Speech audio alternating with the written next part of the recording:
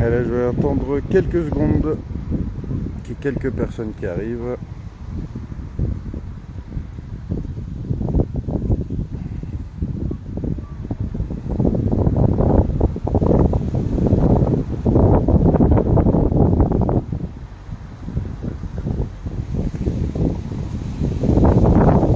Allez, bonjour à toutes et à tous, c'est Chris Momo pour le Dernier Rempart et en tant qu'être humain représenté.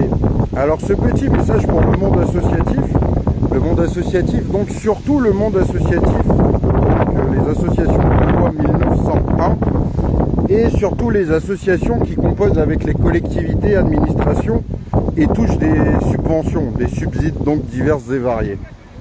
Petit message au monde associatif car je suis bien placé pour pouvoir en parler, je suis compétent dans le domaine, je sais comment fonctionnent les politiques publiques, les appels à projets, comment fonctionne le système de versement de dotations, de subventions, quelles sont les priorités des élus selon les territoires. Enfin voilà, je dirais que c'est le sujet que je maîtrise le mieux de par mon expérience professionnelle et mon engagement personnel.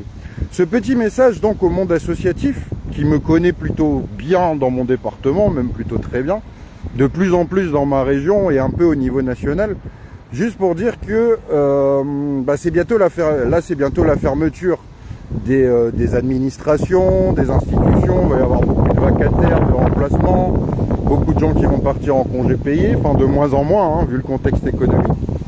Mais on a donc le pays qui va tourner au ralenti d'un point de vue associatif, donc et sur les questions sociales pendant 2 mois, comme chaque été. Donc je profitais de faire passer ce message pour vous dire que nous, on va bosser cet été et on va préparer des gros chantiers pour le mois de septembre. Des gros chantiers pour le mois de septembre. Donc c'est pas un message d'hostilité que je vais délivrer maintenant, mais bien un constat. Et donc vous inviter, structures subventionnées qui œuvrent dans différents champs, ça peut être le logement, ça peut être l'insertion sociale et professionnelle, ça peut être la mobilité, ça peut être la jeunesse, ça peut être les loisirs éducatifs, ça peut être le sport, ça peut être la culture, ça peut être tout un tas de choses, les personnes porteuses de handicap, le lien intergénérationnel, la prévention urbaine, la santé. Donc comment ça fonctionne? Et bien comment ça fonctionne, c'est que en fait vous avez avec votre argent donc contribuable, que ce soit au niveau municipal, au niveau de l'agglomération, donc la communauté de communes, le conseil départemental, le conseil régional, l'État lui-même au niveau national, le Fonds social européen et autres organismes européens, toutes ces collectivités disposent donc de dotations et de contributions que sont les vôtres, puisque l'État c'est nous, c'est nous qui produisons la richesse, faisons tourner le pays et remplissons les caisses de l'État. Et bien tous ces subsides sont destinés à des associations donc qui seraient constituées dans la population et qui voudraient donc répondre à certaines problématiques de territoire. On en a qui vont créer des associations pour traiter des problèmes de handicap, d'autres pour des problèmes de logement. Et donc on a une multitude d'associations en France avec beaucoup de bénévoles et beaucoup de salariés qui œuvrent donc dans des champs d'intérêt général et d'utilité publique pour la population. Le problème étant que ça fait 40 ans qu'on est rentré dans un certain fonctionnement. Où répondre aux appels à projets, c'est extrêmement compliqué. C'est très compliqué d'y répondre. C'est-à-dire qu'il y a tout un tas de citoyens et d'êtres vivants qui veulent monter des projets d'intérêt général et qui se retrouvent dénués de moyens alors qu'il y a des moyens qui sont disponibles. Des moyens sont disponibles pour pouvoir agir au niveau de l'Union européenne et en France. Il y a des leviers financiers, logistiques, qui sont disponibles pour pouvoir œuvrer. Mais le problème, c'est que déjà, accéder à ces subventions, c'est très compliqué. Il faut avoir les bons réseaux politiques. Il faut avoir des réseaux politiques. Il faut aller taper à beaucoup de portes. Il faut se professionnaliser. Il faut se former. Alors que c'est censé être des activités bénévoles, donc données sur du temps libre. Il y a un niveau de technicité qui est très compliqué. Ça demande du réseautage. Ça demande d'aller serrer des mains des politiciens. Ça demande tout un tas de rencontres pour pouvoir éventuellement accéder à une subvention publique pour pouvoir mener un projet d'intérêt général. Je rappelle que ces subventions, ce sont donc votre argent. Et donc, on ne peut que constater, je vais faire le lien aussi avec les émeutes qu'il y a eu récemment, et qui vont certainement reprendre un jour ou l'autre, et plus tôt que ce qu'on ne le croit, c'est que ces phénomènes de violence urbaine, en fait, il y a tout un tas d'acteurs, de bénévoles, encore une fois, disséminés partout en France sur des territoires, qui ont identifié clairement les problèmes auxquels étaient exposés ces jeunes, leurs familles, toutes ces populations qui sont dans les quartiers. Tous les problèmes sont bien identifiés. Il y a des fléchages, il y a des crédits, il y a des dispositifs existants qui permettent donc d'avoir des leviers pour l'emploi, pour la mobilité, pour le logement, pour tout un tas de choses. Il y a des milliards et des milliards et des milliards d'euros qui sont disponibles et qui sont investis. Mais donc, la plupart du temps, les personnes qui sont vraiment de bonne foi, qui ne pensent qu'à l'intérêt général, qui ne font pas ça pour eux-mêmes, mais vraiment pour autrui, sont souvent délaissés car bloqués par les contraintes administratives et politiques. On a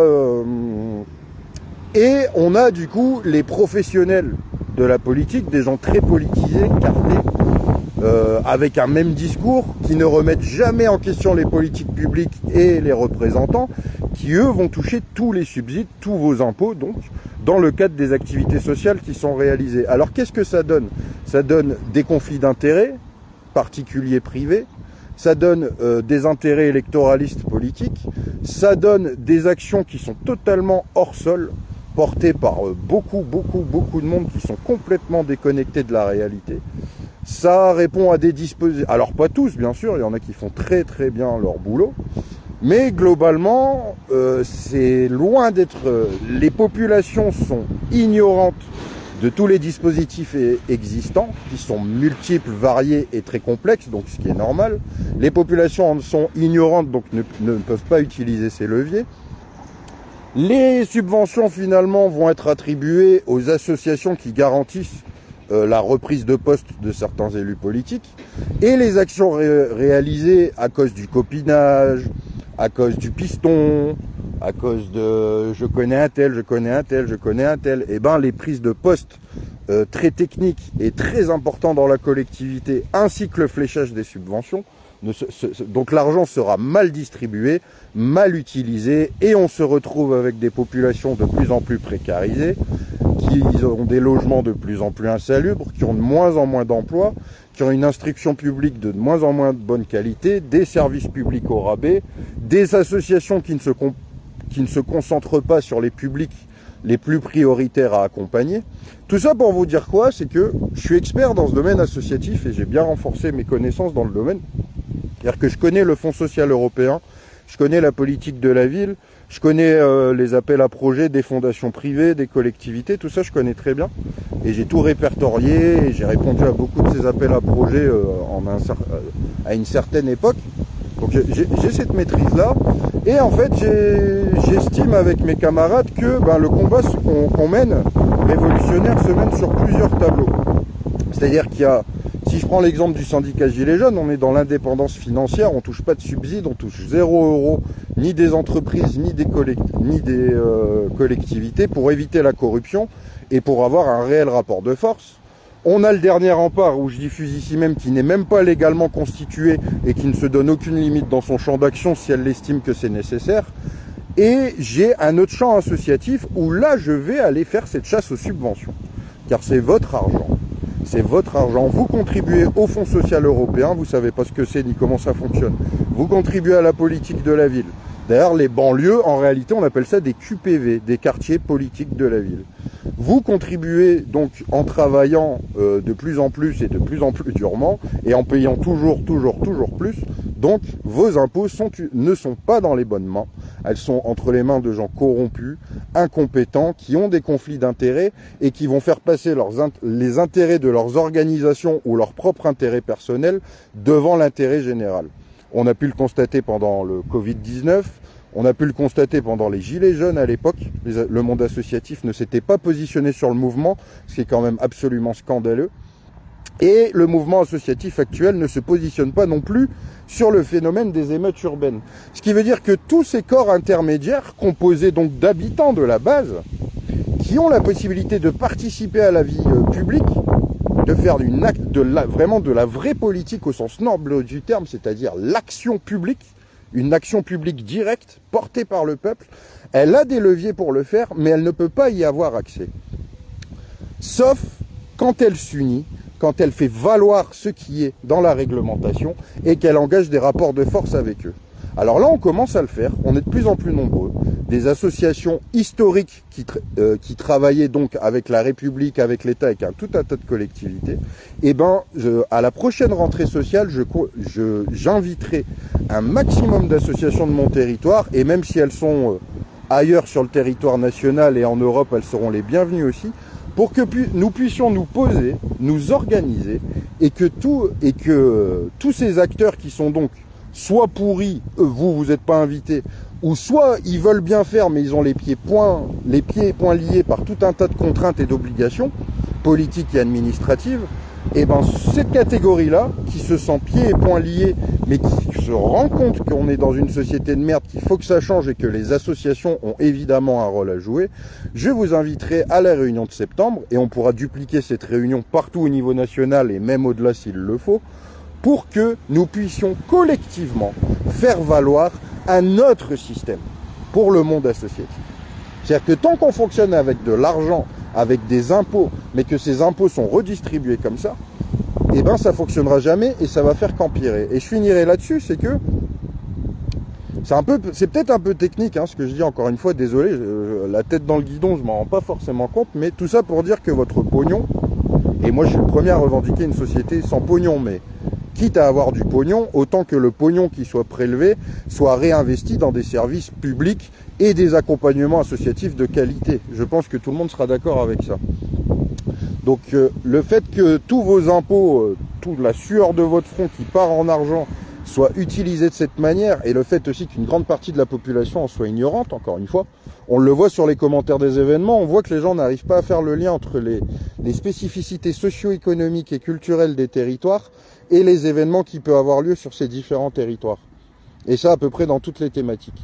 Or, chaque sujet, émeute, pas émeute, etc., chaque mouvement social, il est toujours l'addition de plusieurs paramètres, de plusieurs facteurs qui a amené à ce mouvement social. Et là, ce que je viens de vous exposer, c'est une des raisons, c'est pas la seule, mais c'est une des raisons, et cette raison, elle est majeure. Majeure pourquoi? Parce que, c'est-à-dire que, contrairement à d'autres pays dans le monde, la France dispose des moyens, je le répète, financiers et logistiques nécessaires pour répondre aux problématiques et aux enjeux de cette société d'une manière très très large. Ils sont dotés de beaucoup de moyens, mais comme les populations n'arrivent pas à accéder aux dispositifs, en sont ignorantes, ne s'y intéressent pas, ils se découragent, l'argent n'est pas distribué ou mal distribué et mal utilisé.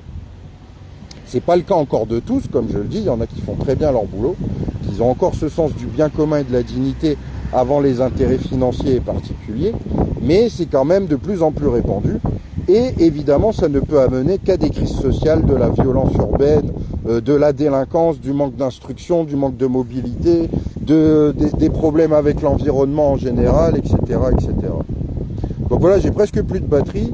Je finirai là-dessus. On va lancer avec le dernier rempart et tout un tas de collectifs des réunions locales, mais aussi à plus grand échelon, pour que les associations historiques qui ont œuvré dans différents champs et qui sont de bonne foi, encore une fois, et qui voudraient revenir à des méthodes plus saines et faire évoluer les méthodes au niveau de des politiques publiques jusqu'à leur application, on va faire des réunions bientôt avec des juristes, avec des syndicalistes, avec des acteurs associatifs, avec des fonctionnaires, avec tout un tas de monde, pour se dire que ce système de représentation actuel est dysfonctionnel, est injuste, et est en partie responsable de tous les malheurs sociaux qu'on peut voir dans ce pays, et que du coup il faut tout remettre à place, se souder collectivement, mutualiser nos moyens associatifs et aller voir les institutions, leur dire que dorénavant nous récupérons cette représentativité, ça c'est le projet à long terme, nous récupérons la représentativité sur les questions associatives et sociétales, puisque nous sommes les personnes les plus à même, les plus compétentes et les plus aptes à résoudre les différentes problématiques de la nation. Preuve et fait à l'appui. Vous inquiétez pas qu'on est en train de monter des dossiers en béton. Donc pour tous les acteurs associatifs qui se sentent pieds et poings liés et qui voudraient aller beaucoup plus loin dans ce qu'ils font, salariés ou bénévoles, administrateurs ou bénéficiaires ou adhérents, on va lancer cette démarche bientôt de redonner un sens de redonner une voix et surtout de faire en sorte que le fonctionnement associatif soit déterminé par les acteurs associatifs eux-mêmes, indépendamment d'élus et de techniciens qui sont corrompus, hors sol, et qui ne peuvent pas et ne veulent pas répondre aux problématiques de la société. Donc voilà, pour mes anciens collègues, etc., qui verront ce message, je vous invite à m'équiter là-dessus. Je l'avais annoncé depuis longtemps, on va faire une vaste contre-attaque sur plein de domaines, sur tous les sujets régaliens, d'intérêt général, d'utilité publique. On va faire une vaste opération pour la distribution alimentaire, pour le logement, pour le sport, pour les loisirs éducatifs, pour les enfants, pour les personnes âgées, pour l'intergénérationnel, pour la solidarité en général.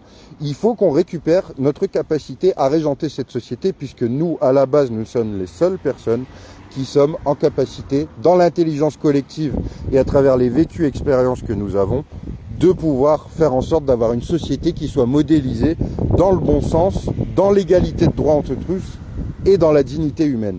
Pour ça, il faut sortir de la peur, de l'habitude et de la paresse et de la corruption financière et politique.